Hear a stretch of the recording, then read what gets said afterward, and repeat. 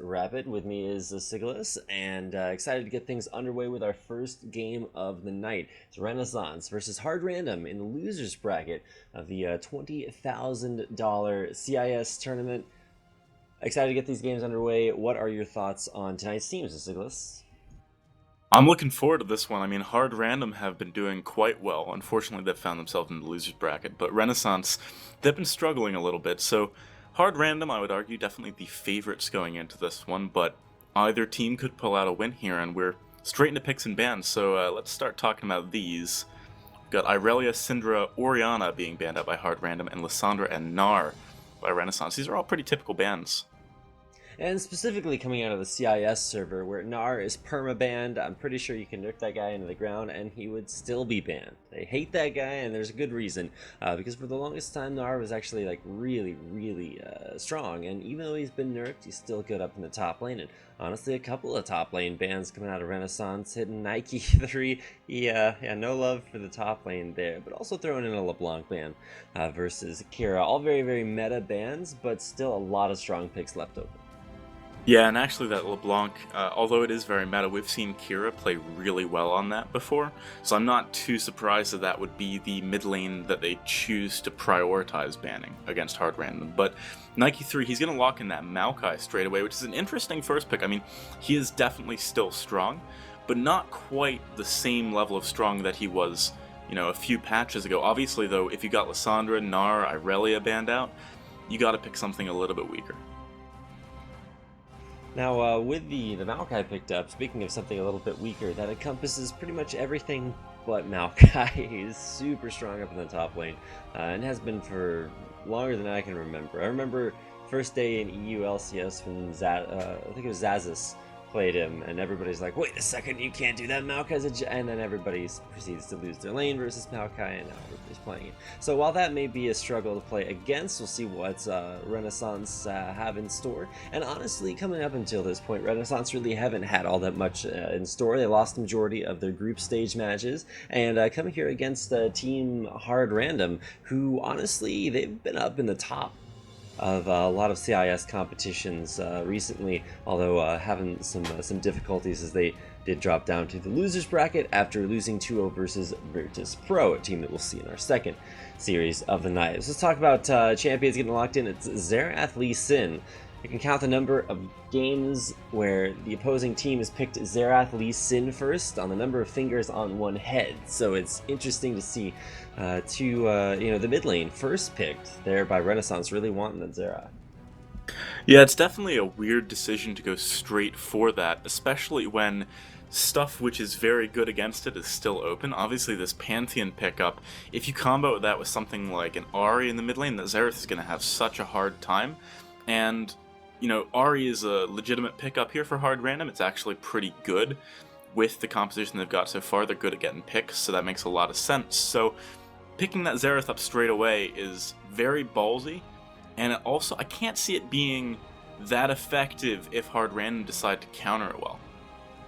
Yeah, and exactly. That's the reason you'll never see a Xerath first picked, or at least not traditionally, because all you do is you pick something like, an Ahri, like you mentioned earlier, or biggest counter is LeBlanc, but that has actually been banned out, and so it's good to see maybe at least some precautions taken against the counter picks to Xerath, but first picking it away, like we said, still a little bit new. Now, the big cool thing to see is going to be this Kale jungle from Mad Wife. And traditionally, you'd be worried about that being swapped into a solo lane, but solo lane Kale doesn't really exist right now. It's all about that jungle. And I actually saw a game of Jungle Kale by Aces High, another team waiting up in the winter bracket to play versus Roxkiss. Their jungler brought out Jungle Kale last time I was watching CIS, and I was like, wait a second.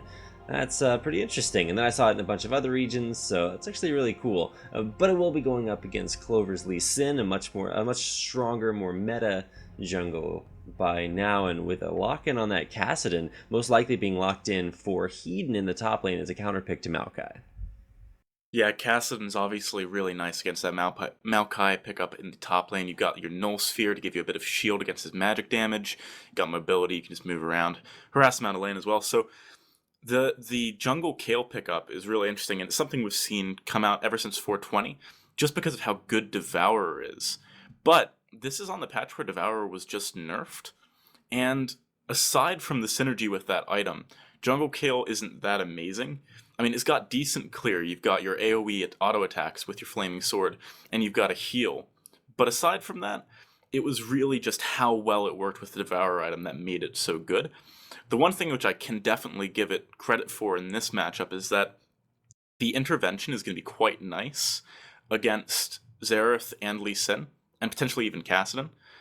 So that pickup does do some nice things for hard random. My favorite team comps to cast are ones that include things like Kale and then a Morgana on top of them. So you put the Black Shield on and then you intervention and you just kind of, walk around and you're like, wow, I really wish something affected me, but I am both balanced and reasonably effective. So it's cool to see comps like that involve like super hard carries, and on hard random they've locked in a Vayne for Lex. So that's already starting things off with a little bit of something different than what we're used to seeing. Yeah, Vayne has not been very popular since 420, and part of the reason for that is that you have a lot of very strong, engaging junglers coming out. So you've got good disengaging supports, but you've got these strong, engaging junglers that can just make Vayne's life really difficult. It's the same thing in the top lane. If you've got something like Maokai, Kassadin, Irelia, Gnar, all those things want to jump on your backline and get up in Vayne's face, and it's very difficult for her to get away from that. Also, just in the bot lane, in the laning phase itself, things like Corki, Sivir, Lucian, these are all really popular right now, and they have great laning phases against Vayne. So it's a very ballsy decision to go for that. The good news for hard random is that they've got that intervention to help deal with some of the, pressure that's going to be going out onto Lex.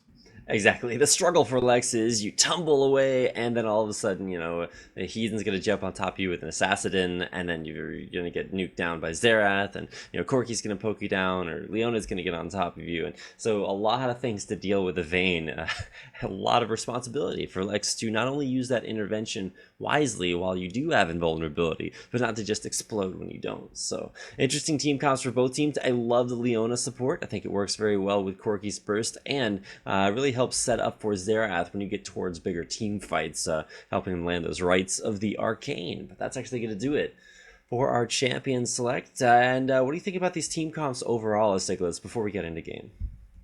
I think they're pretty interesting. The direction that hard random took is not what I expected to begin with, right? Because obviously we saw that Xerath lock in right after the Maokai. They were considering going for the Pantheon Thresh, and that would have been really good at punishing the Xerath in the mid lane and picking people off. But instead, they've gone for something which is definitely more late game oriented. You've got the fact that Zed can go split push, and then the four player push coming out of Nike 3, Madwife, Kira, and Lex is really good, because you've got the intervention to keep someone alive for a while whilst Wildheart gets back to the lane, or you might see Knight go split push and TPN. So I really like that composition. It's got a lot going for them in the late game. On the flip side, Renaissance's comp is a little bit more spiky in the middle game. Xerath can do quite a lot of damage once he picks up that first item, and it's hard to get onto him until people are a bit tankier.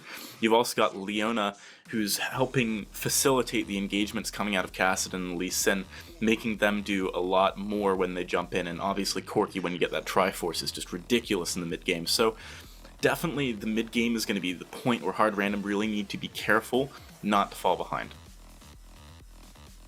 Now, when the previous lineup of, or the previous player lineup of Hard Random left to form, I think it was Russian Force for, I forget what tournament they played that in. I think it was the Intel Extreme Masters. But when they left to form Russian Force, I was like, all right, this is the death of the previously very, very strong Hard Random team. But actually came back and, like I said, did very well in, I think it was Star Ladder League. That I was watching them play in previously. So excited to see what they have to bring out versus Renaissance tonight, and that's the game that we have for you on stream. So welcome to tonight's LPL broadcast. My name is Rapid, with me is Siglas. We're getting into our first series of the night. Yeah, I'm actually just getting on to League because mine crashed. So if you want to run through what's going on, I'll be with you shortly. No problem. Luckily, I was made exactly for that purpose. So let's go ahead and get out into the game. We got Renaissance in the red, or Renaissance, and Hard Random coming out in the blue for a very, very safe start to the game. Madwife will get one auto attack on a ward. Same thing for Hedon, and that's about the most action we have early game. Alright, I'm just loading back onto the Rift, or not, maybe? I can't tell what's going on. My game's being a little bit interesting. Keep going for now. Alright, well, while your game is being interesting, my game is not being interesting. We're having both teams just spam laugh and line up on both sides of the river. Some early wards out there, so nothing too aggressive. The Wildheart will get off a couple of auto attacks onto Tickley. Shouldn't actually matter all that much. So coming into this game, I would say that hard random are somewhat favored only because I haven't actually ever watched Renaissance win a game. I don't doubt that they actually have very strong players, and from the games that I have watched, it does seem like Death Knight and Clover are two of them. But having played against some of the strongest teams in not only just the CIS region, but of course we've got Turkey represented by Aces High. Some difficult matchups out there, so maybe not necessarily representative of their score. So let's take a look at how we're starting this game off. It's going to be a double jungle from honestly both side laners, and a pause while we try to get everybody back into the game. Well, there would be a pause as soon as I get in. That's perfect timing. Maybe I'm just taking the place of one of the players or something like that. But, something I'm noticing straight away, Madwife has already burned both his potions. And he hasn't even taken his first buff yet, so that's not great for him. It's going to help make it a bit harder for him to stay in. Obviously, Kale, though, does have the ability to heal herself, which is going to be useful in this situation. Wait a second. There's no possible way Madwife could have burned both potions because he hasn't actually taken damage yet. So what I'm guessing is that instead of buying potions, he actually bought a ward early on. And I can't scroll around the map to see where he put that ward, but theoretically you are allowed to buy potions. And because he hasn't taken damage, he couldn't possibly have used either one of the potions. But that's... like I said, yeah, and he did start with a Hunter's Machete and a Stealth Ward. Just rewinding you, check that out. Okay, that makes a lot more sense. I thought that whilst I was disconnected, he must have taken damage or something. So, right, that makes a lot more sense. Interesting, I guess, a while ago when we used to see Nunu jungle, a few seasons ago, he used to pick up a ward sometimes rather than going for potions because Consume was such good sustain in the jungle by itself. I suppose that Madwife, with his heal, might actually be of the opinion that, he just doesn't need those health potions to stay alive, especially if he's going for this double jungle strategy. That's actually a really good point. I hadn't thought exactly about, hey, why would you not go with any potions? If you're soloing out the jungle, you need as much health as you can, especially since it is so hard to jungle. You take a lot of damage here in season... Well, it's not quite season 5, but in the preseason, the jungle hurts a lot. You got somebody to tank it up with you. I guess that makes it a little bit easier, and that extra ward keeps their jungle a little bit safer. And specifically when you're going for a lane swap like this, you always have to worry about walking into the enemy duo lane as they come into your jungle. So starting out with that ward, some extra map vision, and overall a very safe start from both sides. Yeah, and especially when you're playing Kale into Lee Sin, something that you're worried about early on at least is the threat of a counter jungle invade because, Lee Sin in the early game is way, way stronger than Kale in a duel. Kale really starts to excel when she gets some items. She scales really, really nicely with attack speed and AP. But Lee Sin, his base damages are crazy high, and just the amount of utility that his kit brings in the early levels is ridiculous. You got 2 dashes, you've got a slow, you got a lot of stuff that you can make work for you if you're going for an invade against Madwife here. Now, not really all that many invade possibilities here. The big difficulty from the double jungle is going to be how do you transition out of it into a lane phase? Because traditionally, Cassidy, is picked up as a top laner in response to champions like Maokai. He's not too vulnerable to the CC. He has the spell shields block out a lot of Maokai's damage, and he overall outscales Maokai and is a bigger threat in team fights, specifically to guys like Lex. So how do you transition from double jungling your Maokai into, at least for a small amount of a lane phase versus Cassidy? I don't know. And the other benefit to this, of course, is that doing the lane swap will get Lex solo farm and experience for the first, 5-6 minutes of the game. So a great start for him on Vayne, and overall, while Death Knight and Tickley may get a small early CS advantage from going to their Gromp camp and doing that First, the big question mark is why on earth there is Wildheart on the bottom side of the map at all? Like, what is his purpose down there? Well, sometimes we've been seeing, especially in CIS tournaments, this is something I've noticed, that you often see the support go with the top laner against one of the duos, and then the other team runs just their AD carry in a solo lane. So potentially they're going to put Nike 3 down here with Wildheart, at least temporarily. But if they do that, I imagine that Hedon is just going to go top and make Lex's life very difficult, because that's not a matchup that Vayne can win that easily. So potentially it's also to could be to fool Renaissance. They maybe just want to make them think that Lex is going to be down here in the bottom lane, or it could be to get some extra ward coverage down. There's a variety of reasons they might be doing it. None of them seem that great to me, though. This pause doesn't seem that great to me, so I guess we're in the same situation. But unfortunately, still waiting for some ping issues to be resolved. Having some struggles to start things off. I'm going to try to see if we have any other options, but at least for right now, we are stuck having the most fascinating of early game conversations. It's always the most interesting when pauses happen early on, because it's then like, what do you talk about? Do you discuss? I mean, we already talked about the early ward, and then everybody else buying pretty standard items. So I think for right now, we're going to cut off to some music while we try to get these games back underway. So stick around. All Pro League will be back in just a minute.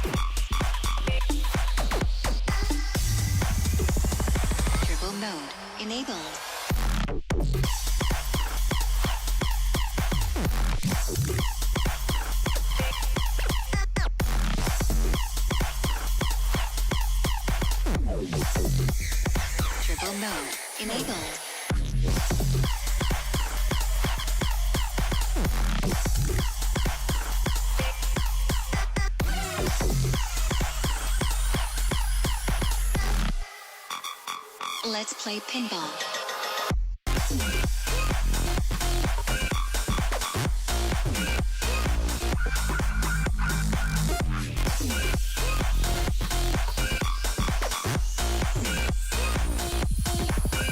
Pinball.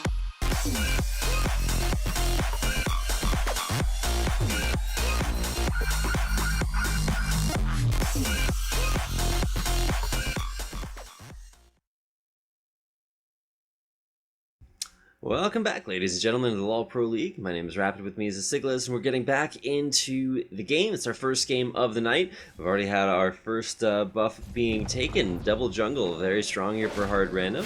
And like we were talking about earlier, it's kind of interesting to see Wildheart positioning himself in the brush, and actually in the lane bottom. He's actually started CSing down here with a Targon's Brace with no one to receive the Targon stack. So that's a little bit interesting. Meanwhile, I've got a top lane matchup between Lex's Vayne and Hedon's Kassadin. This is a very strange start to the game. It definitely is. I guess Wildheart trying to go for some solo lane experience here, but he needs to be careful because obviously level 2 being hit very quickly by Renaissance as they did take the Gromp means that he is not going to actually be able to go up and get these CS. He's kind of just soaking up experience right now, but the only advantage to doing this is that Lex is also getting solo experience in the top lane. But here comes Nike 3. They might decide to go for some pressure, actually. They could go for a fight here. Now, Nike 3 has not skilled up Twisted Advance just yet, so will not have the option to engage on this, and honestly, I don't know why you would.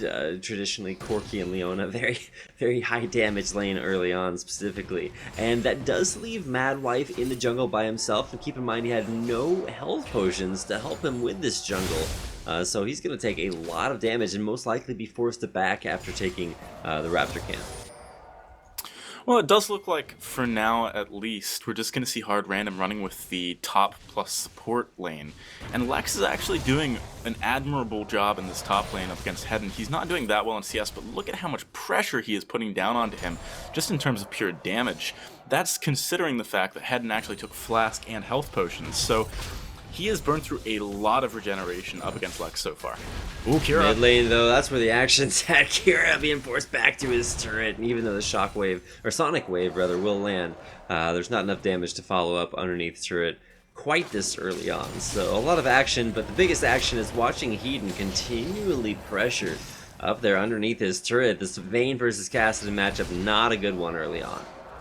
Yeah, and Madwife is actually nearby. Hedon isn't, I don't know if he's really low enough to dive here, but potentially they could just go for some pressure onto the tower. He's shown himself and is kind of just wandering back and forth right now, so I'm not sure what he's hoping to achieve in top lane right now. He auto-attacked the minion wave twice and walked away, so once again, not too sure exactly what that rotation was designed to do. Maybe you catch out Cassidy away from his trip, but man, the action on a Nike, Wildheart's going to take a lot of that damage for him, and he will take the Ignite as well, but still staying alive. No mana or health will force him back to base, though. Yeah, I mean, at this point, he's actually still ahead on CS compared to Hedden, and this is the advantage of obviously running a duo lane with your top laner. It feels weird saying dual lane with your top laner, but yeah, I mean, he is doing slightly better in CS. He's going to teleport bot lane straight away again. Obviously, the waves of this tower, so it's relatively easy for him to CS here. And top lane, it seems like this Vayne Kassadin lane is actually going really well. That might change after Kassadin picks up a few items and gets his Rift Walk ability, his ultimate, obviously, though, because he's going to be able to get onto Lex a lot easier. Yeah, the struggle is any AD carry in a solo lane matchup. Used to have Twitch who would solo lane a lot because you could put on a lot of early game expunge pressure. The struggle of that is that when the solo laner comes back from base, he's full health, so you haven't harassed him down. He's got new items, and you have to at some point avoid just getting all in. And one way that, well, I guess Lex is going to avoid it this time around is because Renaissance of lane swap.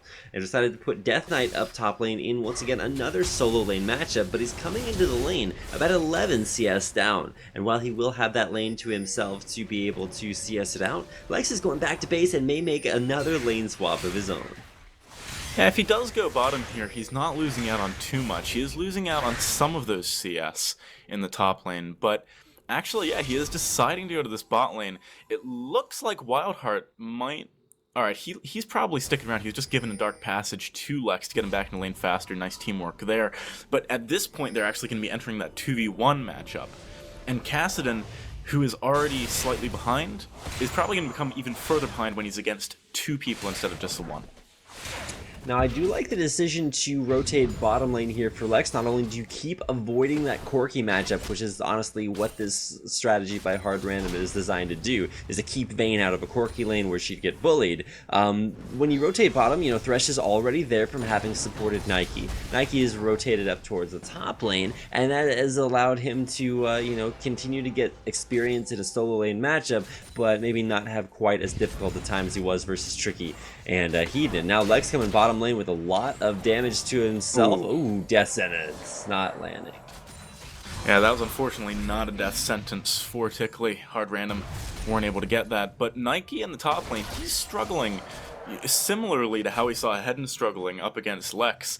He's really not being able to CS properly due to the pressure coming out of Death Knight's Corki, and at this point, I wonder if maybe sending the support's top lane would be worth it for Hard Random. Yeah, and like I said, at some point you have to transition into being able to deal with your side laner, and Ed Rift walking out. Qwerty. Big damage mid as the all-in goes in on to Qwerty. He's not going to be able to go down, but with those rides of the arcane, putting the damage right back down onto Kira and taking him out. Yeah, nice job there. Obviously, Clover being close enough to come in and assist. Guaranteed that they got that first blood. Also, you know, Qwerty taking exhaust, this is something you gotta do against someone like a Zed. You either gotta take exhaust or heal in order to deal with that burst when you're someone is squishy and is weak earlier on as a Xerath. So, good pickup there, and the fact that they're up a kill over him is a big deal. It's gonna stop him from getting ahead and just split pushing and be able to 1v1 anyone he wants.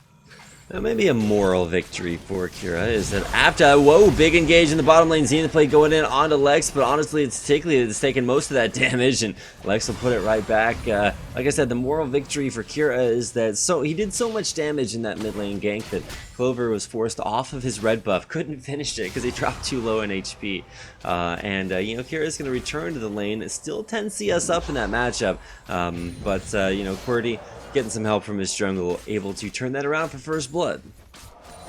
Yeah, and actually talking about CS, if we look at the Hedon Nike matchup right now, Hedon has actually pulled ahead slightly. Ward gonna spot out Madwife, so he's not gonna be able to get anything here. But yes, Hedon has pulled ahead slightly due to the fact that it's now Nike who is in the 1 versus 1 situation against an AD carry. And actually, Madwife, he's still sticking around here. It looks like they want to go for some fast pushing with this comp coming out of Hard Random, and it's not a bad idea. Actually, Kale is pretty good at taking down towers early.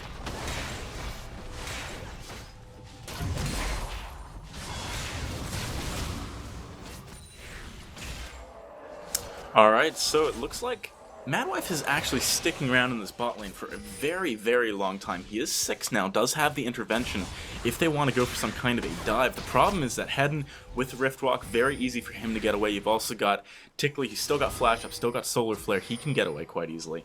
And now, actually, they're moving towards the Dragon. They see Clover, they're going in here.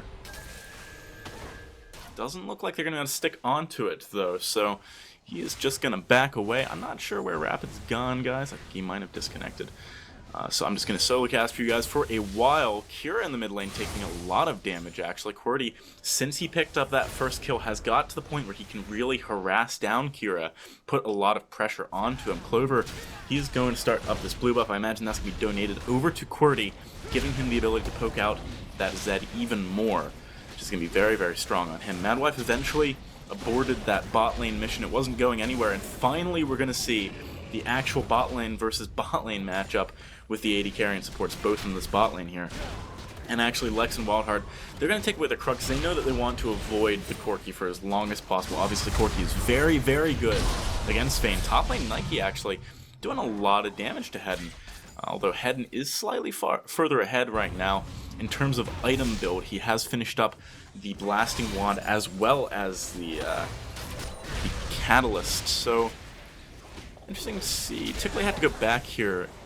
Might have to see Death Knight being a little bit careful, because obviously if you get hooked in by Wildheart, that is going to be very difficult to get away from.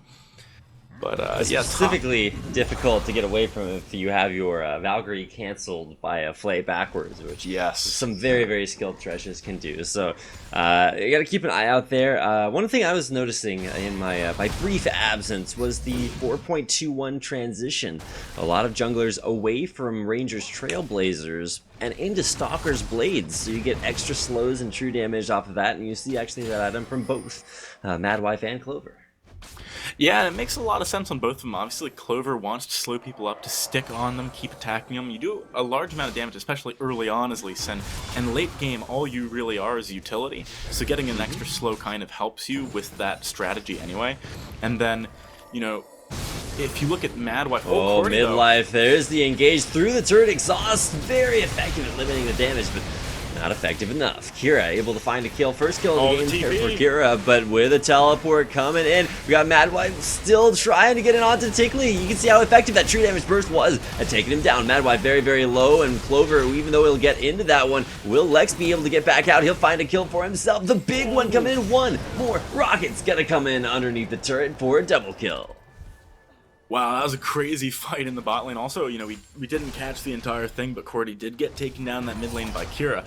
Looking at that bot lane fight, though, Nike 3 either canceled or got his teleport stopped. I think it was just canceled, though. No, he actually, oh yeah, you did have it canceled. Null Sphere doesn't silence you, but it does interrupt channels. So Hedon was able to get in range with a Riftwalk and silence Nike before he was able to TP bottom, and really could have turned that team fight around.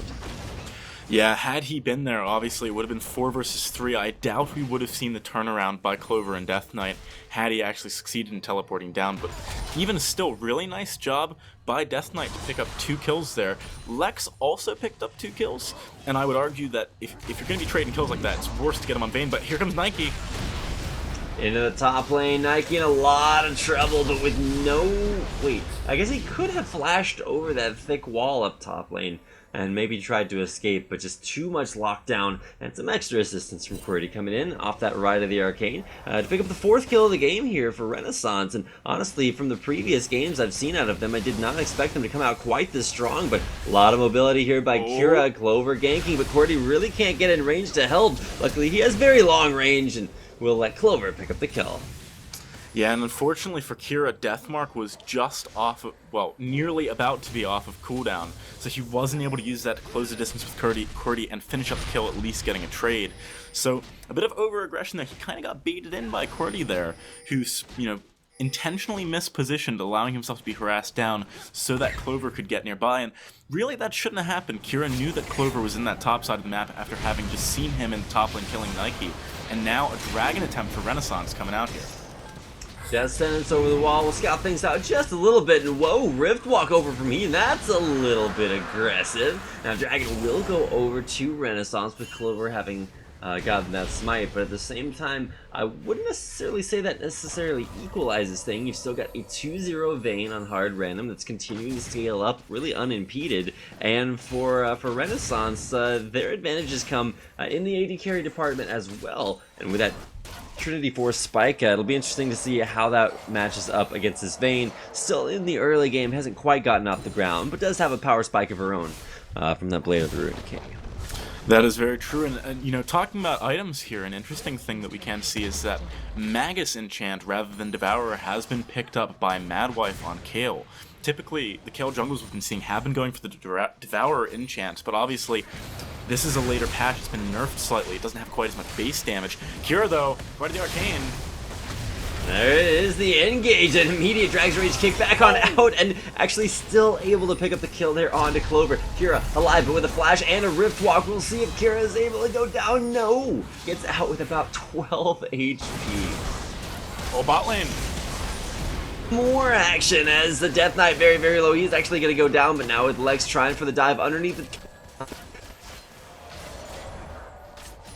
Sounds like my co-caster might be having a little bit of issues, so whilst he is returning, let's get back into this. We do see Zenith's Blade coming on Wildheart. He gets jumped on by Hedden, who's going to pick him off. Now Lex, very low, trying to return the damage. Actually, he does a lot. Hedden is not going to be able to stick around here. Yeah, the 2v1, Lex okay in that, particularly still has the engage that he needs.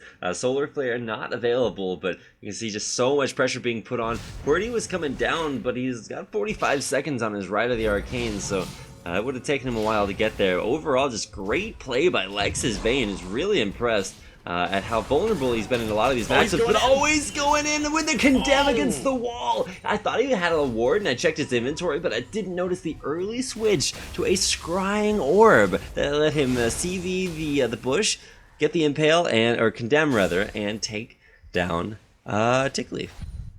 Well, I guess, this is a good case to be made for early scrying orbs, especially when you're on someone who has some crowd control, like Vayne does.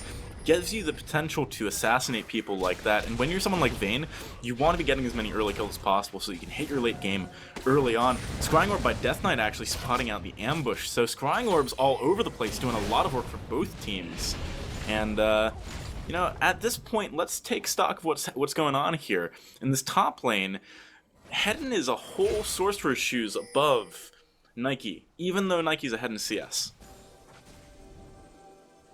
And while, Sorcerer's Shoes, okay, they're a good item. Wait, maybe I'm missing the, yeah, there we go. Okay, so the Sorcerer's Shoes are going to be good at, big engage in the mid lane, and on to QWERTY again. There's the exhaust. Is it enough to keep him alive? Flashing through the turret. One more auto attack away from going down. QWERTY survives, and again, Kira has his onslaughts thwarted by that excellent summoner spell choice, exhaust, keeping QWERTY alive. Clover could maybe get hooked onto here. There's an ambush. Going in, he's got Madwife behind him for the damage, and even though he was going to try to flash out, he even got the Dragon's Rage off, but it didn't complete in time. A big kill picked up off of a nice hook by Wildheart. Yeah, that was a really nice pick, and this is one of the cool things about the composition from Hard Random. Even though they've got a really strong late game, they've also got decent pick just because of the fact that Madwife does a lot of damage. You've got hooks, you've got the Death Mark, and ambush potential coming out of Kira too. And they're really buying Vayne time to get strong. Oh, right at the arcane.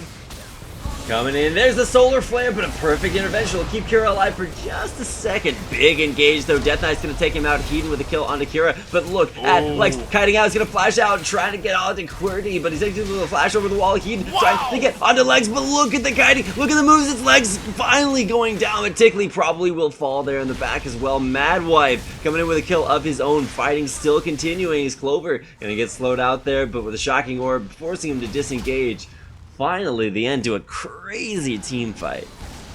Starting to see the reason why Lex chose Vayne is because he's a god on that champion. That was really, really nice maneuvering in order to get around a lot of what was going on there. He nearly picked off both QWERTY and Hedden towards the end there. They both had to back out, even though she tumbled into 4 people. That's insane. Lex is doing such a good job in that champion. You can see it reflected in his score, 522, 154 CS to 128 of Corki. How often do you see a Vayne beating a Corki in CS in the early game? That is insanity. And it is mostly because, you know, there were crazy lane swaps just specifically to get Lex into a good lane, and more importantly, getting her out of the lane phase and into the position she's at right now, going for a Youmuu's Ghost Blade as her second item, and still has a longsword left over for some reason. It's going to be really interesting to see how Lex progresses through this game, because she is going to define at least the late game for hard random. Kira, the other carry on HR, hasn't really had all that great of a game. He's negative in his score, but mostly just continuing to have a difficulty at taking down QWERTY, whose exhaust has allowed him really to kite out more effectively against the Zed All-In than he would have otherwise expected. Working his way towards his Zanya's Hourglass too. It's going to be yet another way to keep Kira down. Yeah, and actually, talking about the Youmuu's on Lex, I really like that item pickup here. He is going to have the ability to kite backwards a lot faster due to the movement speed he gets from that, and also, it gives him a little bit earlier armor penetration, which means he's going to be hitting for so much on the squishier targets, especially. They just get the dragon, they want to turn around here. Whoa, a flash into a death sentence, and that's one way to pick up a kill onto QWERTY. I like the condemn backwards, and I thought, you know, oh no, Lex just saved the guy. But what actually happened was that Lex knocked him back in a straight line, and it's a little bit like how Lee Sins will use their Dragon's Rage to set up for a Sonic Wave. In a straight line, you can't really dodge to the side. Set up for a nice hook by Wildheart, and gave them a kill, a dragon, and a turret. Yeah, and they look like they want more here. Hedden does have teleport. He might be able to come down. Here comes a teleport. Solar Flare in there. Tickley's going to engage. There's a Dragon's Rage available from Clover. Is going to dash in, but it's not enough to take down Nike because he got an intervention. Perfect timing on that one. Clover going to go in. Wildheart very, very low, but he's still alive. A big engage by Heaton will get him in and take him out at the same time. Overall, it's a 3-for-3 exchange. Yeah, that was very close. Clover nearly picked up Wildheart there. He was on almost an invisible health bar, but unfortunately for him, Clover died right at the last second.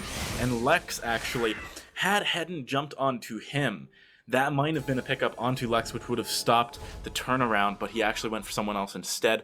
Not sure about that decision, and Lex, as a result of that, comes out of the fight 7 for 2 for 4. At only 21 minutes in as a Vayne, he is getting so strong. And if you told me we'd see a 7-2 Vayne at this point in the game, I might have been a little bit skeptical going into it, but with great early game strategizing, I think that's the word I was looking for, strategizing. I got him out of the lane phase and just been able to see the moves ever since. Kira, once again, the guy that I'm still looking to see maybe a little bit more signs of life from, but man, with this Youmuu's Ghost Blade completed, Lex is just looking so scary. Yeah, I mean, Kira's doing not terribly, if you consider the fact especially that he actually felt 2 early ganks.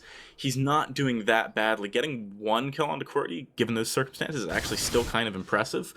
But the thing that I don't understand about what Kira's doing is that he's not really trying to pressure anywhere other than that mid lane, or at least he wasn't until just recently when, you know, grouping starts. Hedden getting caught here, though. He's gonna go in there and most likely going down. Deathmark's gonna pop and give Kira the kill. Well, this is exactly what Kira needs to be doing and what he wasn't doing earlier on. going to those side lanes to try and catch other people out who don't have that exhaust summoner spell to completely crush him. If you look at the bot lane, Tickley actually has Ignite. He could have gone there for some ganks early on had he wanted to, and the fact that he didn't, I think, ended up hurting him quite a lot. Definitely. Oh man, but with the Ride of the Arcane coming in there on Akira, Dragon's Rage kicked back out. Nike's gonna be taking up this turret for a very, very long time. Akira though goes back in on the Living Shadow and is able to pick up a kill on Lee Sin, gets sniped down by that Arcano Pulse from Quirly. And but Nike might be able to get away from this. Gets a 2-man hit on the Arcane Smash, and with a flash away from that Zenith Blade, still gonna get a hit up there. Locust of Power, Eye of Destruction coming in. Nike finally going down. But during all of this, we see Hard Random just mercilessly pushing in the bot lane, taking out a tower, and Death Knight can't do anything 1 versus 3, especially against an intervention. Even if you were to try and burst someone, it's just not going to work. Really nice play there by Hard Random. I would argue they got a kill in the top lane and the tower in the bot lane, just because of the fact that if they split up, their skirmishing potential is a lot stronger at the moment than Renaissance's is. Man, at this point, you really can't say too many bad things about Hard Random. Even Kira has been showing some impressive moves with his abilities to dodge things out up the top lane. And at least for right now, Kira, or Lex rather, still looking strong.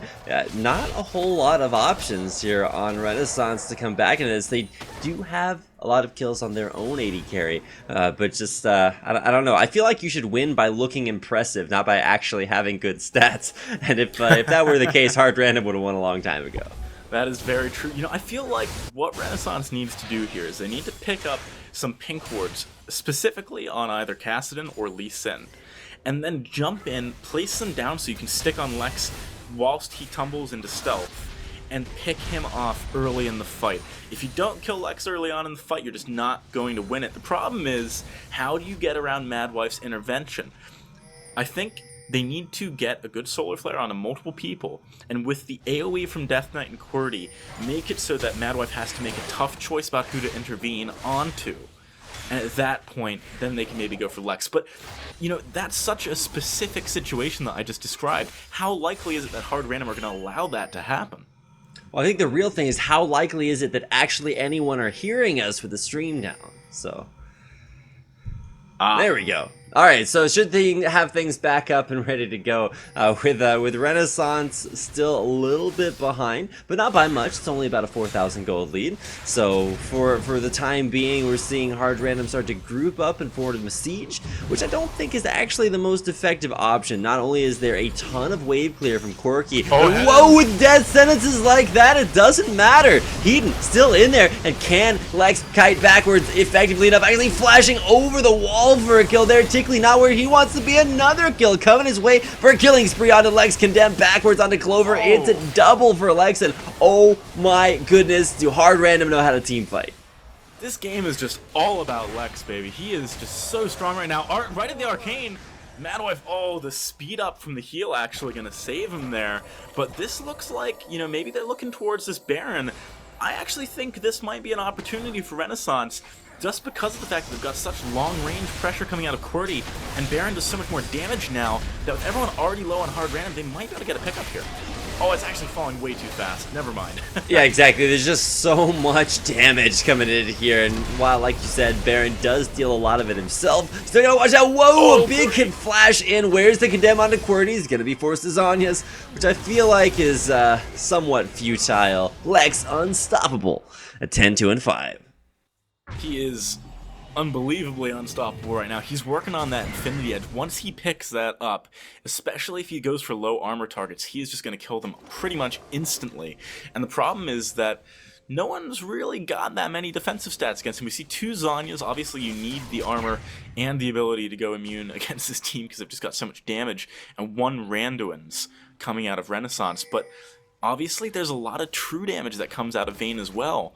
And Renaissance need to be careful here. I don't think they realize that Hard Random are nearby and know that they're on the dragon. Silly Renaissance, you thought Hard Random wouldn't team fight you, but look at Lex. He's going in, gets Dragon's Rage back out by Clover, but he's still gonna go down. Lex is dominating, and with another relatively futile Zhonya's there by Heaton, he's gonna go down to a nice bait right around the corner by Hard Random. Looks out again. I have to say, when we started this game and we saw those crazy lane swaps with the support and the top laner, I wasn't entirely sold on it working. It's something I've seen a few times, but typically it's under very specific circumstances where, both the AD carries are solo laning against each other. But actually, putting Lex up against Hedden did so much work for them. It's the entire reason why they're so far ahead right now. Well, not the entire reason, but a large part of the reason why they were able to get to this point was that they did that very unconventional lane swap. Yeah, it was kind of a weird lane swap, and honestly, even though Renaissance played into it very well, they lane swapped of their own, they got out of the lane phase pretty decently, they just didn't do enough. It's not enough to just survive your lane phase. You have to keep champions like Lex's Vayne, like Kira's Zed down, and a much better job done at dealing with Kira's Zed. I feel like it's a little bit easier to deal with that, but Lex, with all that mobility, I feel like just awareness to be able to get in and out of team fights just like that, almost enough to dive the turret and take out Cordy. But there is the final hour pop, Tickly not in a good spot, will flash back to the turret, but now it's Heaton in a rough spot, baits in, sets up for Cordy to get a kill, but will this intervention be enough to keep Bad Wife alive? No, disengaged now after a 3-for-0. A little bit of a rough time here. Wildheart's probably going to go down, and that's Renaissance with a 4-for-0 exchange. I don't know about sending Kira to split push at this point in the game. Yes, he has managed to get 2 towers out of that, and arguably, and not arguably, definitely Hard Random are still very far ahead, but I feel like they could just go for a 5v5. Kira, some nice moves there on his death mark, but he didn't actually use the Living Shadow first. He used his flash instead, and I guess it was actually a pretty decent idea. He's actually just gonna turn around on a Heaton, force that Zonya's out, pops the Ignite, and will force Heaton backwards. He's like, hey man, you can chase me all you want, I'll just turn around and kill you. Yeah, due to the fact that they've been team fighting so well, Kira has finally got to a point where he can split push. The question is it worth doing it? When in a 5v5, you've proved yourself time and time again this game to just be so strong that it's kind of unnecessary to go for a strategy like that. The big thing about why that, I guess, could be argued as good as... I guess that could have been argued as being a good strategy was that they had Baron, so getting Baron buff minions in 2 lanes was quite good. But right now, Nike just completely unafraid of absolutely anything and continuing his engage through. There's the flash engage with a twisted advance. Lantern coming in to protect the super tank, apparently, and to allow him death sentence there on a Death Knight. He'll get out of there, but look at Cordy towards the bag. Not able to stay alive for much longer, and while Vayne just keeps on auto-attacking, it's one kill after another coming in for Hard Random. Nobody can stop this merciless onslaught. Hard Random pushing through the base for the first inhibitor kill of the game. And they're likely going to get more than just that one. I don't see how the Renaissance can actually defend this middle one, or potentially even their bottom one. Oh, the hook! Coming in for another kill there from Lex, his 13th of the game, second inhibitor here to fall as well, and just walking from one side of the map to the other. This could look like the end if Renaissance are unable to clear out their base. It's going to be hard for them to do that. They've got 25 seconds on Clover. Cordy and Tickly nearly up, though. Diving through the base, turrets, Heaton forces on with a death mark onto Death Knight. Even with a Quicksilver Sash, he's still not going to be in such a great spot. Lex fucking forward for a double kill, and with a death sentence, pulling Cordy off the fountain. It's just a highlight reel here at the end of the game. Hard Random come out on top. What a game, I mean, Lex 15-3-7 at only 32 minutes on Vayne. He had an incredible game, and Kira, even though he started off not doing that well, even ended with a pretty decent score of 7-4-8. Perhaps the unsung hero, though, Wildheart, 0-5-20. That's a great score. Well, congratulations once again to Hard Random. They'll take down game number 1 in this best of 3 series, and with $20,000 on the line and in the loser